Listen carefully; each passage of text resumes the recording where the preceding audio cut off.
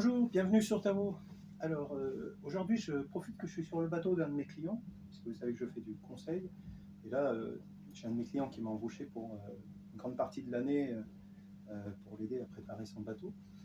Donc je profite que je suis là pour vous faire une vidéo sur un moteur électrique hors bord de la marque Torqeedo. Donc ceux qui suivent ma chaîne savent que moi j'ai acheté un moteur hors bord électrique pour mon bateau. Je vous conseille d'aller voir cette vidéo puisque j'explique pourquoi j'ai choisi ce moteur, et c'est quand même assez important parce que pour critiquer un moteur électrique, il faut avoir conscience de qu'est-ce qu'on fait avec, parce que c'est une utilisation assez précise. Ça a des inconvénients, des avantages, mais aussi des inconvénients, et c'est surtout, si on veut comparer avec un moteur thermique, il faut bien être dans un cadre particulier, sinon il n'y a aucun intérêt au moteur électrique.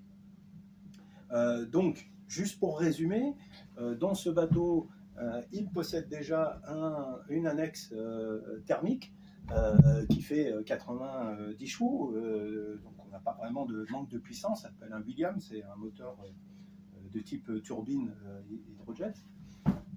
Donc il n'y a pas de problème de puissance, mais se poser la question, c'est que quand il reçoit des invités, des enfants, etc., il ne pouvait pas être autonome, donc on a voulu acheter une deuxième annexe, aussi de rechange si jamais on avait un problème avec la Williams, parce que c'est une mécanique un petit peu compliquée. De rechange, soit donc par sécurité si on a le Williams qui est en panne, mais aussi pour les invités, pour qu'ils puissent être autonomes et se servir d'un moteur, que des enfants puissent s'en servir sans que ça soit dangereux, et que ce soit facile d'utilisation. On voulait aussi ne pas s'embêter sur l'entretien. Je vous rappelle que c'est un des grands points forts du moteur électrique. Donc là, je viens de le sortir du sac, je viens de le rincer, je vais mettre du WD-40 sur les connexions, etc. Et c'est fini, l'entretien il est fait. On peut le stocker dans une cabine, nous on le stocke dans la cabine avant, et il n'y a pas d'odeur d'essence, rien, voilà. Pour nous, c'est vraiment l'idéal comme deuxième moteur. Et on s'en est servi exactement dans le cadre, simplement pour débarquer, faire des très courtes distances. Alors, je vais vous montrer rapidement comment il se monte. Je ne vais pas trop insister là-dessus parce qu'il y a déjà pas mal de vidéos sur Internet où vous pouvez voir. Mais bon, j'en profite quand même.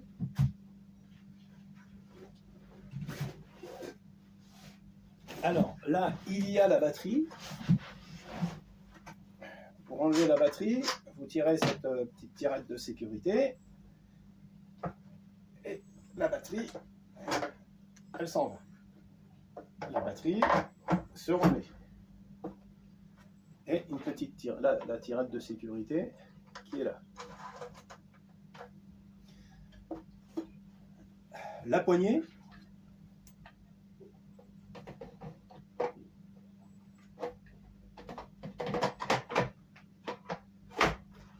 Voilà. Ici, vous avez une sécurité. Donc, vous la mettez.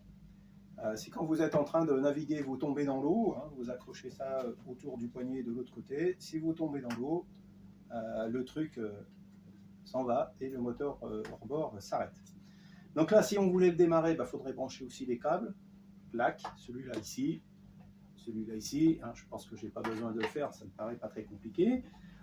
Vous avez un système pour le serrer sur le tableau de bord, comme tous les moteurs. Vous pouvez mettre un cadenas dessus, vous savez, c'est un cadenas standard, vous savez, les barres qu'on rentre avec un cadenas. Vous avez ici un truc de blocage et de déblocage.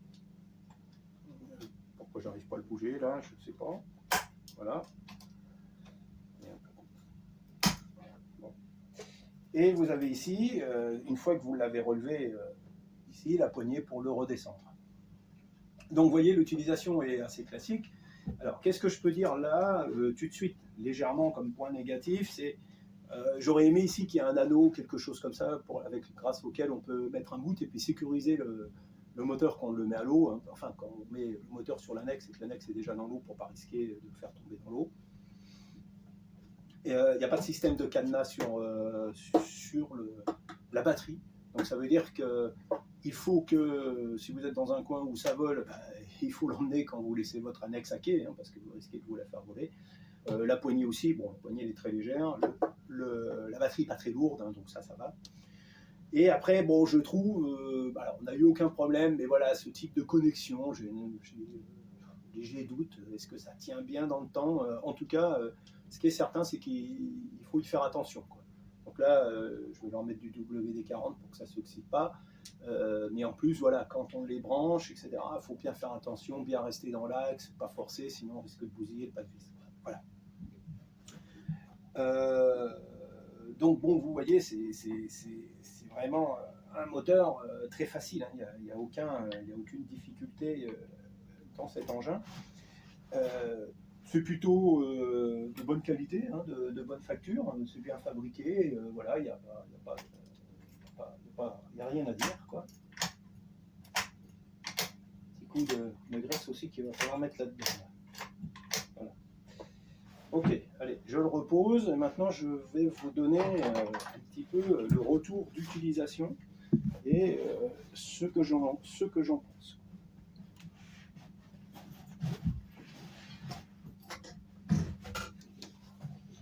Alors, je le dis carrément, nous, ce moteur correspond exactement à ce qu'on voulait faire et correspond à l'utilisation de beaucoup de personnes, particulièrement en Méditerranée, ou quand vous êtes dans des mouillages, vous n'êtes jamais loin de la côte, et pour débarquer, etc., faire des allers-retours, c'est génial. C'est beaucoup plus écologique qu'un moteur à essence, vous ne polluez pas la mer, parce que les moteurs hors bord, même les moteurs 4 temps, enfin, vous voyez, c'est toujours quand même de l'échappement, enfin, etc. Là, vous n'avez pas de ce problème-là. J'enlève aussi le problème électrique. Voilà, dans ce bateau, on a une telle consommation électrique que c'est vraiment pas ça qui pose problème en plus, quoi.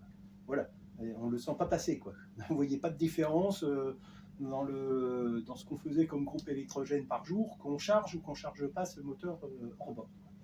Et si j'étais sur Tao, bon là c'est le cas inverse, j'ai tellement d'électricité avec mes panneaux solaires que c'est pas non plus ça qui me poserait souci.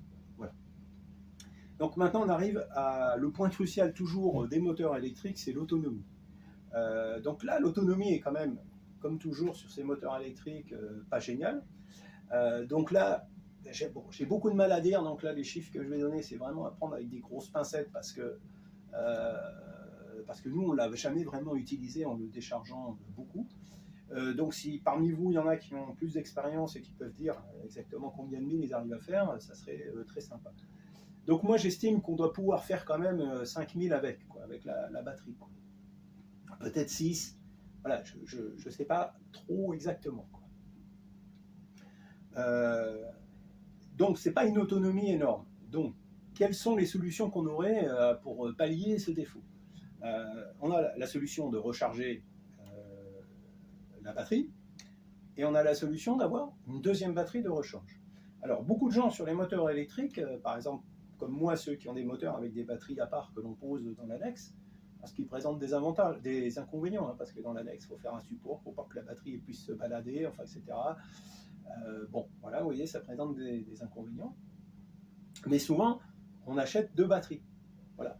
Donc, par exemple, si vous partez avec ce moteur et que vous savez que vous risquez d'être juste en autonomie, vous avez la deuxième batterie, bah, c'est pas mal, hein, ça vous double votre autonomie, et a priori, vous êtes certain de pouvoir rentrer, quoi. Ça vous laisse aussi le temps, pendant que vous utilisez une, de recharger l'autre. Voilà.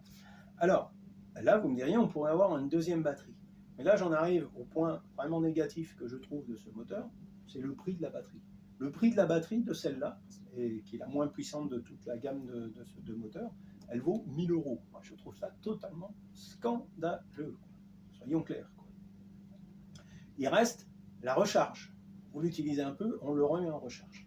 Malheureusement, donc je l'ai dit, ça se recharge, celui-là il est sur le 220, ça serait dommage, hein, c'est déjà aussi un peu dommage qu'il n'y ait pas eu des recharges à partir direct du 12 ou du 24 volts. Là on n'a que du 220, mais c'est pas vraiment là le problème c'est que c'est très long. Alors, je ne sais pas exactement parce que nous on le mettait en charge le soir et je me levais le matin, c'était chargé. Donc je ne me levais pas à 2 heures du matin pour vérifier si c'était chargé ou pas, quoi.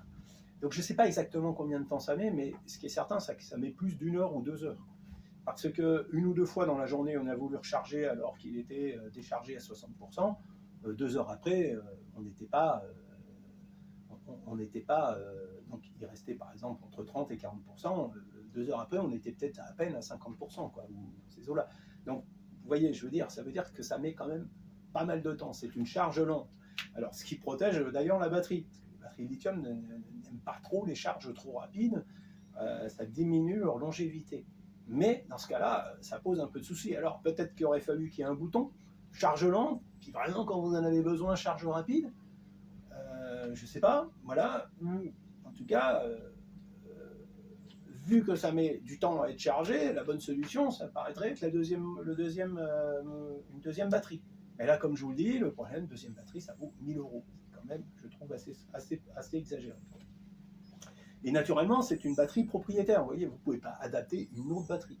Ça, c'est le gros inconvénient par rapport au type de moteur que moi j'avais choisi, que je décris dans ma vidéo précédente, où moi je peux mettre n'importe quelle batterie. C'est-à-dire que là aussi c'est pareil, si vous êtes dans un cadre de voyage, vous arrivez en Afrique, vous êtes, je sais pas moi, comme j'ai été en Gambie, quelque chose comme ça, et puis là, la batterie elle est naze, elle se met à être naze. Bah, vous êtes un petit peu embêté, quoi. Moi, avec le moteur que j'ai acheté pour Tao, le moteur électrique, je peux mettre n'importe quelle batterie. Naturellement, par exemple, une batterie de voiture, c'est pas très adapté à cette utilisation. Mais ça va me dépanner. Ça le fera. Voilà. Ça durera peut-être pas très longtemps, etc. Mais je ne serai pas en panne. Je ne serai pas totalement en panne. Là, vous êtes totalement en panne. Et il va falloir que vous arriviez dans un port où vous avez des facilités pour commander, etc. pour avoir ce type de batterie. Par exemple, quand vous êtes aux Antilles, ça ne court pas les rues, ce genre de moteur, et c'est surtout le genre de magasins qui sont représentants de ce genre de moteur. Vous êtes assez vite limité de ce point de vue-là. En plus du prix, voilà, la disponibilité n'est pas évidente. Et puis après, plus globalement, qu'est-ce que je pense de ce moteur? Bon, bah, j'en pense du bien, hein, comme je vous dis, je le trouve très adapté à ce qu'on en faisait, etc. Mis à part le bémol de la batterie, mais sur le moteur, le gros bémol que j'ai aussi, c'est le prix. En fait, le même problème que la batterie.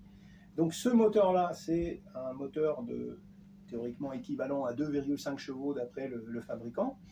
C'est la batterie, c'est le modèle 903, c'est les plus petites batteries. Ce modèle de moteur vaut entre 2100 et 2300 euros environ. Voilà. En ce moment, ASVB, il est à 2100 avec une petite remise. Voilà. Donc, on va dire 2100 euros. La batterie vaut 1000 euros. Si vous prenez un 5 chevaux, le moteur vaut 3400 euros et la batterie vaut 1800 euros. Donc ça, c'est quand même, voilà, c'est mon principal regret. Je trouve ce genre de moteur génial. Je pense que ce serait quand même beaucoup plus sympa que beaucoup plus de gens en aient dans les boudages. Qu'on arrête des fois de même plus oser se baigner parce que tellement que les gens passent à fond avec leur moteur hors bord, etc., au risque de vous éclater la tête, de faire des vagues de partout, etc. Là, c'est quand même vraiment une autre philosophie. On se promène, on fait pas de bruit, on fait pas de vagues, on va pas très vite. Hein. J'ai oublié de dire la vitesse. On va à peu près à 3 nœuds 5, 4 nœuds, quoi. Et j'ai oublié de préciser aussi, si vous voulez que la batterie dure, il ne faut pas trop accélérer. Il faut rester dans le tiers, moitié, voilà. Après, quand vous accélérez, vous n'allez pas vraiment beaucoup plus vite. En plus, vous consommez beaucoup plus vite de l'électricité. Alors tout ce que je dis là, attention, sur l'autonomie, tout ça, ça peut être extrêmement différent suivant les bateaux. Nous, en tout cas, c'est certain, on n'avait pas une annexe qui favorise une bonne glisse, puisqu'on n'avait pas de quilles gonflables, etc. Donc on avait une très mauvaise glisse. Donc on doit plutôt être dans une consommation un peu élevée. Donc peut-être moyen de faire mieux sur d'autres annexes.